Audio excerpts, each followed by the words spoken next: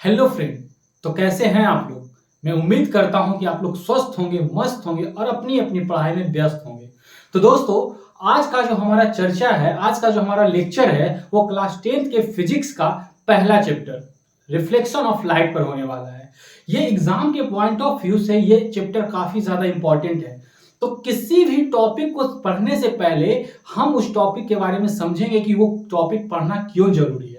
तो चलिए 2 मिनट पहले हम इसके बारे में देख लेते हैं कि रिफ्लेक्शन ऑफ लाइट एग्जाम के पॉइंट ऑफ व्यू से कितना ज्यादा जरूरी है। तो दोस्तों, अगर जो हम बात करें 10th क्लास के साइंस का, तो हम लोग को पता है कि साइंस का जो एग्जाम होता है वो लगभग 100 मार्क्स का होता है। इसमें से 80 मार्क्स हमारा थ्योरी होता है और 20 मार्क्स का प्रैक्टिकल होता है। 20 मार्क्स आपका फिक्स है कि ये स्कूल के द्वारा दिया जाएगा और ये 80 मार्क्स पर आप लोग को स्ट्रगल करना है। इस 80 मार्क्स में हम देखते हैं कि 3 सब्जेक्ट में डिवाइड किया गया है। पहला फिजिक्स, दूसरा केमिस्ट्री और तीसरा बायोलॉजी। अगर इस 80 मार्क्स को हम तीनों सब्जेक्ट में अगर डिवाइड करेंगे तो पर सब्जेक्ट अप्रोक्स 26 मार्क्स आएगा। अप्रोक्स लगभग 26 मार्क्स। अब आपको मैं बता देना चाहता हूं कि इस 26 मार्क्स में एक ऐसा चैप्टर लाइट चैप्टर है जो 8 से 10 मार्क्स अकेले देता है। तो अब आप लोग को बखूबी समझ में आ गया होगा कि लाइट चैप्टर जो है, light chapter reflection of light, वो आपको पढ़ना क्यों जरूरी है। तो आप लोग अपने एग्जाम पर फोकस करके इस चैप्टर को बखूबी अच्छे से एक एक कर बारंबारता के साथ आप लोग खत्म कीजिए, क्योंकि यह चैप्टर आपके रिजल्ट में काफी ज्यादा फायदेमंद होने वाला है। तो चलिए अब हम लोग शुरू करते हैं। लाइट, सबसे पहले हम ये समझेंगे कि आखिर ये लाइट होता क्या है। पहले लाइट पर हम चर्चा करेंगे। तो दोस्तों, आप लोग इतना समझ लीजिए कि लाइट एक ऐसा कारक है, प्रकाश एक ऐसा कारक है जिसमें हम किसी भी वस्तु को उसके उपस्थिति में देख पाते हैं। अगर लाइट रहेगा तभी हम किसी वस्तु को देख पाएंगे, और लाइट अगर नहीं रहेगा तो हम किसी वस्तु को देखने में असमर्थ रहेंगे। तो मतलब हम एक नॉर्मली भाषा में, एक सिंपल भाषा में ये समझ सकते हैं, किसी भी वस्तु को देखने के लिए हमें 2 चीजों की जरूर आवश्यकता होती है। पहला हमारा आंख और दूसरा ये प्रकाश। ये आंख भी कुछ नहीं है जब प्रकाश नहीं रहेगा तो। मतलब कहने का कि एक गाना आप लोग सुने होंगे कि तुम्हें देखे मेरी आंखें, इसमें क्या मेरी खता है। इसमें मेरी आंख की ना खता है ना मेरी खता है। इसमें सबसे बड़ा खता जो है वो प्रकाश का है। ना प्रकाश होता ना हम तुम्हें देखते। तो अब समझते हैं कि इस प्रकाश से हमारा जो दुनिया है वो एक रंगीला दुनिया दिखता है।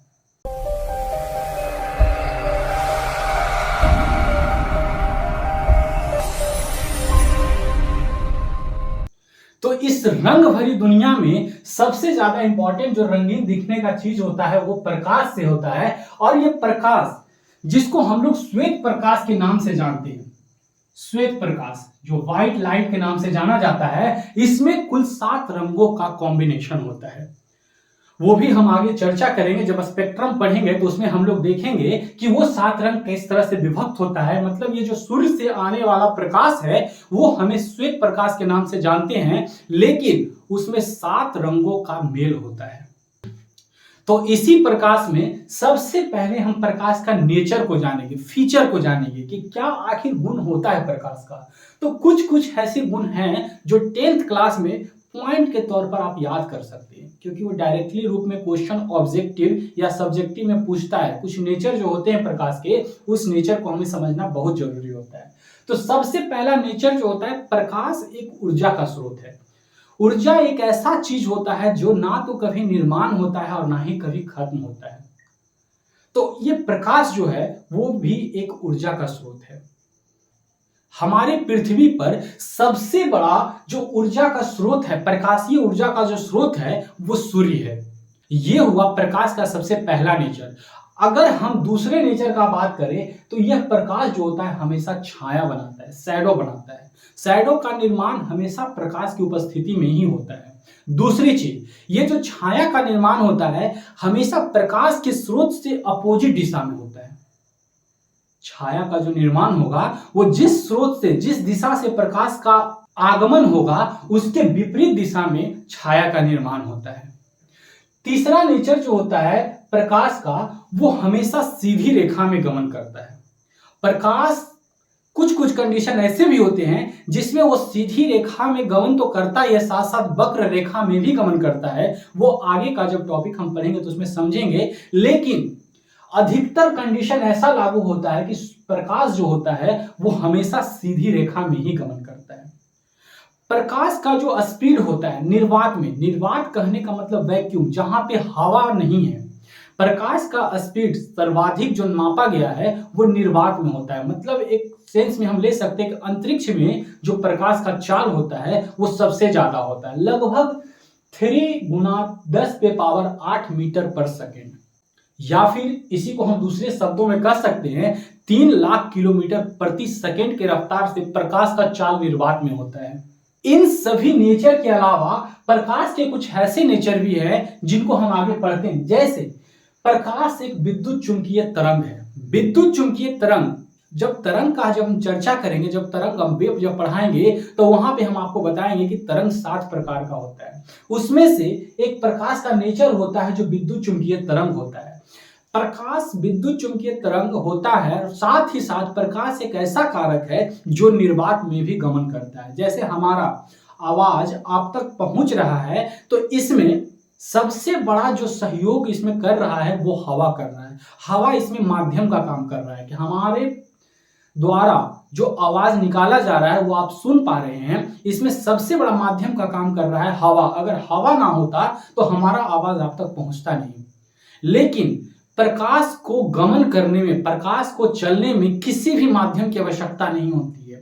ये निर्वात में भी, जहां हवा नहीं भी है वहां भी ये गमन करती है। उसी को हम लोग कहते हैं विद्युत चुंबकीय तरंग, कि जो निर्वात में भी गमन कर जाए।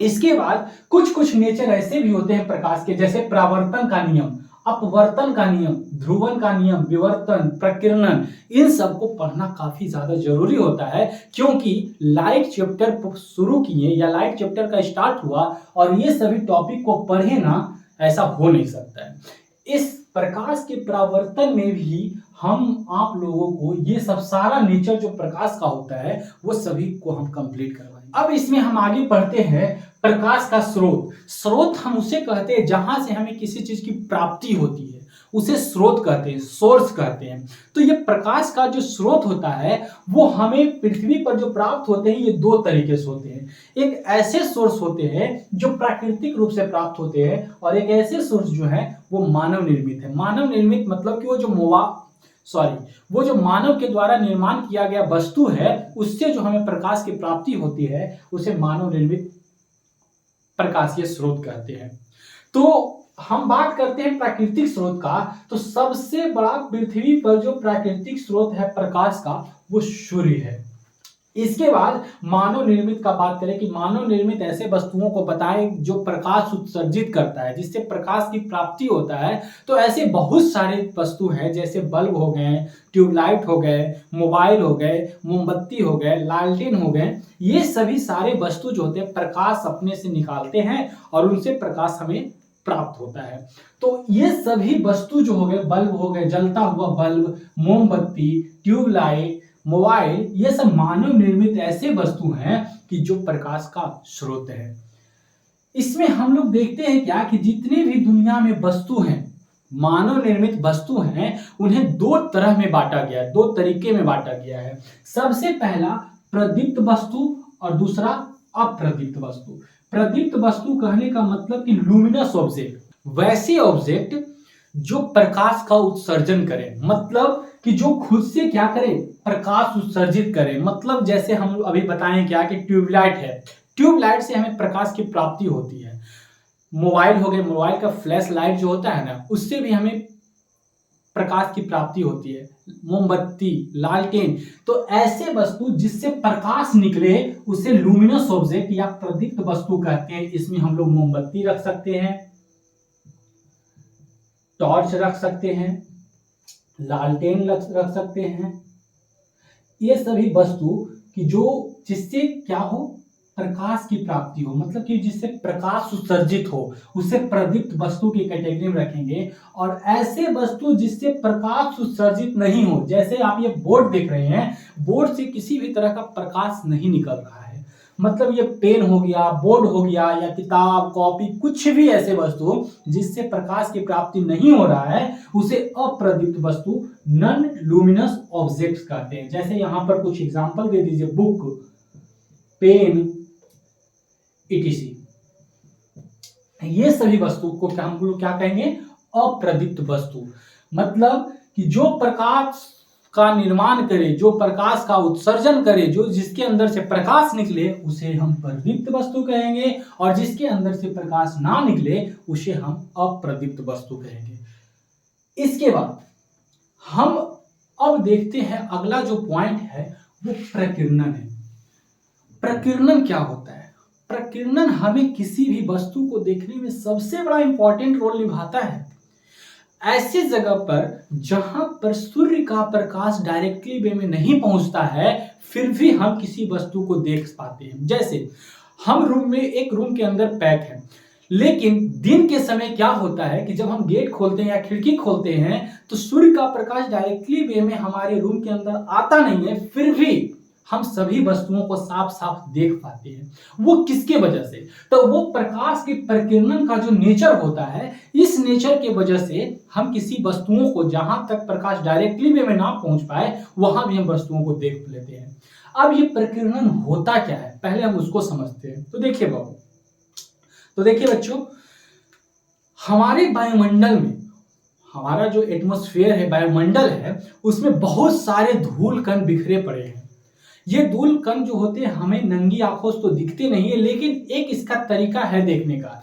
जब आपके घर के अंदर किसी भी होल से जब सूर्य का प्रकाश इन करता है, तो उसी प्रकाश के रेखा, मतलब प्रकाश की किरण के रास्ते में देखिएगा कि कुछ कुछ धूल कण जो है कुछ कुछ धूल कण जो है वो उड़ते नजर आएंगे। यही एक तरीका है, ये वायुमंडल में जो धूल कण उड़ते हैं उसे देखने का बस यही एक तरीका है। तो ये सभी धूल कण वायुमंडल में चारों तरफ बिखरे पड़े हैं, भरे पड़े हैं। अब ये धूल कण सूर्य से आने वाले प्रकाश को एब्जॉर्ब कर लेते हैं, सोख लेते हैं, अपने अंदर सोख लेते हैं, और पुनः वो सोखे गए प्रकाश को पुनः वो फैला देते हैं। तो जब वो फैलाते हैं तो उसी फैलाने के नेचर से होता है क्या कि प्रकाश जहां तक पहुंच नहीं पाता है, वहां तक यह प्रकाश प्रकीर्णन के द्वारा इनडायरेक्टली वे में पहुंच जाता है, और इसी पहुंचने के कारण हम किसी भी वस्तुओं को साफ साफ देख पाते हैं। यही होता है प्रकाश का प्रकीर्णन का नेचर। प्रकीर्णन के कारण सभी वस्तुओं को देख पाते हैं। ये बहुत इंपॉर्टेंट पॉइंट है, आप लोग इसको नोट कर लीजिए। हम थोड़ा साइड हो जाते हैं, आप लोग इसको स्क्रीनशॉट कर लीजिए।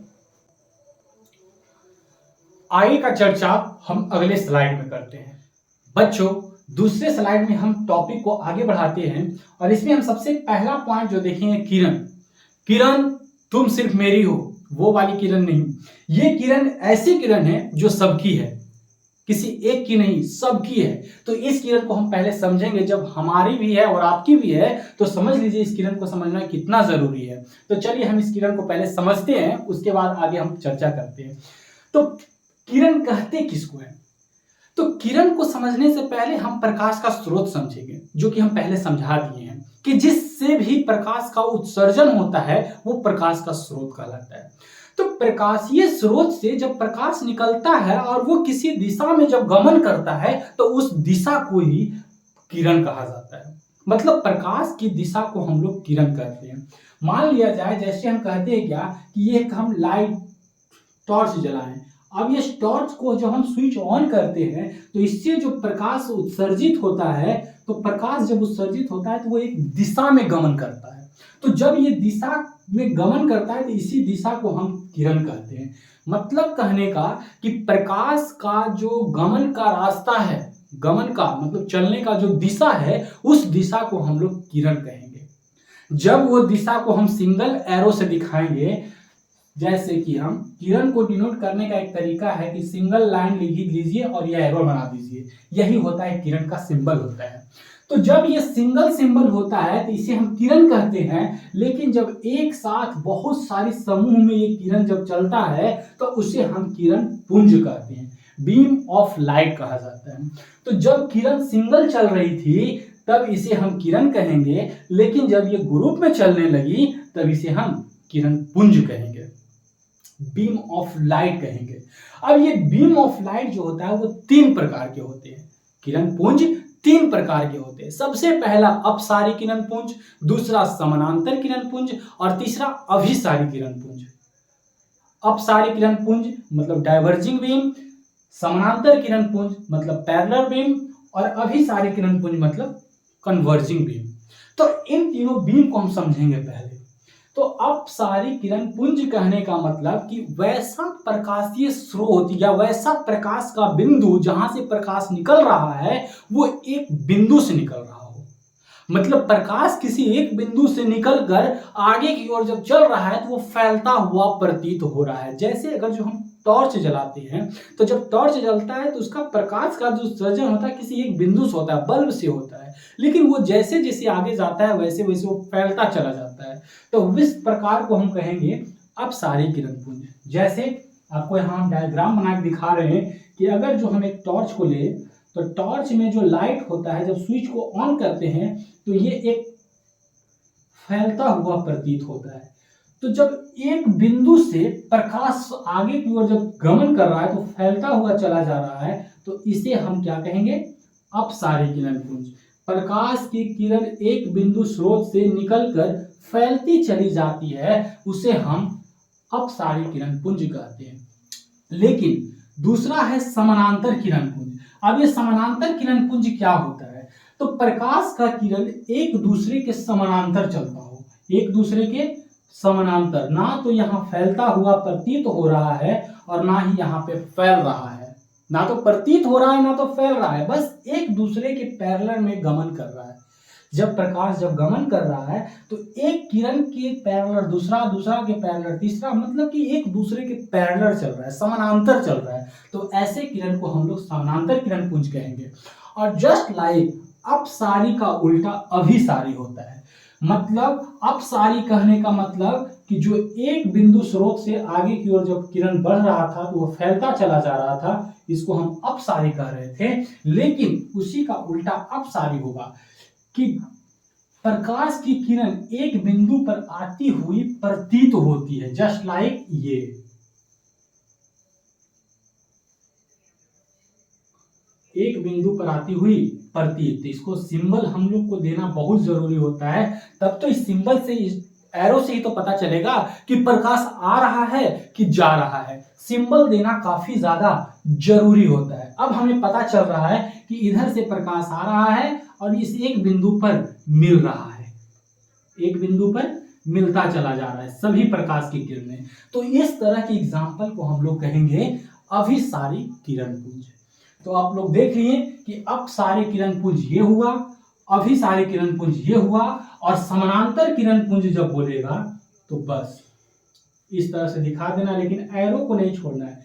एरो ही दिखाता है कि किधर से प्रकाश आ रहा है और किधर की ओर जा रहा है। तो यहां हम लोग समझे क्या, किरण को और किरण पुंज को समझे। इसी में जब हम आगे बढ़ेंगे तो हम पदार्थ देखेंगे। दुनिया में 3 तरह के पदार्थ है। अब देखिए, उसका नेचर तो बहुत हो सकता है, लेकिन आप समझिए हम एक लाइट चैप्टर को पढ़ रहे हैं तो हर चीज को हम लाइट से कंपेयर करके ही पढ़ेंगे। तो यहां पर हम देखेंगे पदार्थ। तो पदार्थ जो होता है वो 3 तरह के होते हैं। अब कैसे पदार्थ पाए तो वो हम देखेंगे, क्योंकि लाइट से रिलेट करके हमको देखना है तो उसी की नेचर को ना समझेंगे। तो यहां पर हम देखेंगे पदार्थ 3 प्रकार के होते हैं। पहला पारदर्शी पदार्थ, दूसरा पारभासी पदार्थ और तीसरा अपारदर्शी पदार्थ। अब ये पारदर्शी, पारभासी, अपारदर्शी क्या है ये आप सभी को पता है, लेकिन हम चैप्टर का शुरुआत किए तो हमें बताना जरूरी है, क्योंकि यहाँ पे सभी अच्छे बच्चे भी हैं और कुछ कुछ कमजोर बच्चे भी हैं, उनको भी हमको साथ में लेकर चलना है। अब आप लोग उबिएगा नहीं कि सर ये सब चीज इतना इजी चीज समझा क्यों रहे हैं, क्यों इतना इजी चीज बता रहे हैं। तो देखिए बच्चों, हमें सबको लेकर चलना है एक साथ। कुछ कुछ ऐसे बच्चे भी हैं जिनका बेस बहुत ज़्यादा कमज़ोर होगा, उनको भी ये चैनल जो है फ्री ऑफ कॉस्ट सबको प्रोवाइड हुआ है। तो इस फ्री ऑफ कॉस्ट में कोई ऐसे बच्चे ना रह जाएँ, ऐसे बच्चे वंचित ना रह जाए शिक्षा से, जिनका बेस काफ़ी ज़्यादा कमज़ोर है। तो हमें बेस को भी देख कर चलना है, सबको लेकर चलना है। तो इसीलिए थोड़ा-सा कोऑपरेट कीजिए, सारे टॉपिक को एक-एक करके करवाया जाएगा। तो हम लोग देखते हैं पदार्थ। पदार्थ जो होते हैं 3 तरह के होते हैं। पहला पारदर्शी, दूसरा पारभासी और तीसरा अपारदर्शी। अब ये पारदर्शी का इंग्लिश होता है ट्रांसपेरेंट। अब इंग्लिश वर्ड से ही समझ में आ रहा होगा ट्रांसपेरेंट। ट्रांसपेरेंट कहने का मतलब कि जिसके आर पार दिख रहा हो। ट्रांसपेरेंट है, दिख रहा होगा, आर पार दिख रहा होगा। जैसे हम कांच को लेते हैं, शीशा को लेते हैं, तो उसके आर पार हमें क्या होता है, दिखता है। तो उसी को हम लोग बोल सकते हैं पारदर्शी। तो जब हमें आर पार दिख रहा है तो आर पार प्रकाश भी तो हो सकता है। तो वैसे वस्तु, वैसे पदार्थ जिसके आर पार प्रकाश कर जाए उसे हम पारदर्शी वस्तु कहेंगे, पारदर्शी पदार्थ कहेंगे, ट्रांसपेरेंट ऑब्जेक्ट कहेंगे। लेकिन वैसे पदार्थ जिससे प्रकाश पूरी तरह से पार ना हो पाए, हल्का फल्का पार हो, मतलब एक कम मात्रा में पार हो, उसे हम पारभासी पदार्थ या फिर ट्रांसल्यूशेंट ऑब्जेक्ट कहते हैं। अब इसका एग्जांपल हम कुछ देख लेते हैं। जैसे पारदर्शी पदार्थ का एग्जांपल, सबसे बड़ा एग्जांपल हवा होगा। हवा भी एक पदार्थ है, एक मैटर, एक सब्सटेंस है, लेकिन उस सब्सटेंस के आर पार प्रकाश करता है तभी तो सूर्य से हमारे तक प्रकाश पहुंच पाता है ना। तो हवा जो होता है वो पारदर्शी पदार्थ हुआ, कांच जो होता है वो पारदर्शी पदार्थ होता है, शीशा जो होता है वो पारदर्शी पदार्थ होता है। इस तरह से आप बहुत एग्जांपल को आप देख सकते हैं कि जो पारदर्शी ट्रांसपेरेंट ऑब्जेक्ट होते हैं। अब बात करें हम पारभासी, तो पारभासी हम अभी बताएं क्या कि वैसे पदार्थ, वैसे ऑब्जेक्ट जिसके आर पार तो प्रकाश करे लेकिन पूरी तरह से नहीं करेगा, कम मात्रा में करे, एकदम थोड़ा सा। जैसे तेल लगा हुआ पेपर, तेल लगा कागज, घिसा हुआ शीशा, ये सभी जो है एग्जाम्पल हैं किसके, पारभासी पदार्थ के। अब तीसरा है अपारदर्शी। अपारदर्शी कहने का मतलब ओपेक। ओपेक, ओपेक मतलब होता है कि जिसके आर पार प्रकाश ना कर पाए, मतलब प्रकाश तो आ रहा है लेकिन इसके पार ना कर पाए। जैसे हमारा बॉडी, ह्यूमन बॉडी क्या होता है कि प्रकाश जब आता है तो आर पार नहीं कर पाता है, वो प्रकाश जो होता है बॉडी प्रकाश को रोक लेता है। तो वैसे पदार्थ जिसके आर पार प्रकाश ना कर पाए उसको हम लोग बोलते हैं अपारदर्शी, मतलब ओपेक ऑब्जेक्ट। और एक बात आप लोग अच्छे से समझ लीजिए, छाया जो बनता है, छाया हमेशा अपारदर्शी पदार्थ का ही बनता है, अपारदर्शी पदार्थ का ही बनता है, अपारदर्शी पदार्थ का बनता है। ठीक है, इसको अच्छे से नोट कर लीजिएगा कि वैसे पदार्थ जो अपने से प्रकाश को आर पार नहीं होने देता है, वैसे ही पदार्थ का छाया बनता है। ठीक है, तो आज के लेक्चर में बच्चों इतना ही। कैसा लगा आप लोग को लेक्चर, कमेंट में जरूर बताएं। और अगर वीडियो अच्छा लगा हो तो एक लाइक और एक शेयर तो जरूर बनता है। ठीक है दोस्तों, अगर आप लोग में से कोई भी चैनल को सब्सक्राइब नहीं किए हैं तो जरूर से जरूर चैनल को सब्सक्राइब कर दें, क्योंकि ऐसे ही बेहतर कंटेंट आप लोग के साथ सामने प्रोवाइड होता रहेगा। तो ठीक है दोस्तों, थैंक यू।